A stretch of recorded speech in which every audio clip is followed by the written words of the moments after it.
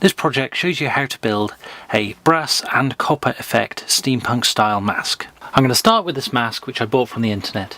So the first thing I want to do is cover the inside of the eye slightly using some form of mesh. I have this reusable oven mesh, so I'm going to mark out 2 eyes, cut them to the right shape and then stick them behind the eye sockets. Just use a glue gun to glue the mesh behind each of the eye sockets. Now this is an electrical terminal block which allows me to attach cables. I'm going to glue one to each side of the mask. Now that the terminal blocks are glued to either side of the mask, I can trail cables across the face. So what I'm going to do is drill holes on one side of the mask, trail a cable back to a point on the terminal block. So this way I can have a network of cables covering the whole face. I've used single core earth cable which I've gone from holes that I've drilled in the mask to the terminal blocks on either side. I'm now going to need to remove these so I can paint the mask underneath.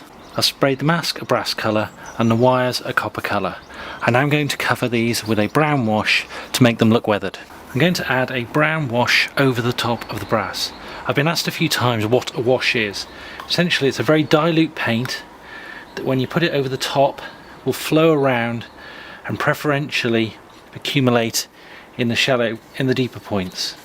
You see some of the paint leaking through the mask, so you're then able to keep the brass colour but at the same time give it a sort of weathered look. Now that the wash has dried, I'm going to dry brush the mask using a brass coloured acrylic paint.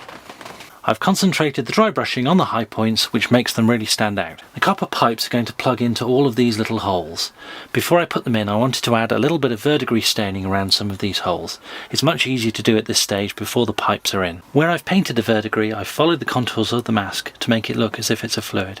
Now to add a little bit of depth to this, I'm going to add a small amount of green wash over the top of each of these painted sections. The dark green wash adds a little bit of depth to the verdigris staining. I'm now going to reattach the copper pipes. I covered the copper pipes with a brown wash before I reattached them. Now I need to dry brush over the top with some copper paint. Here's the completed mask.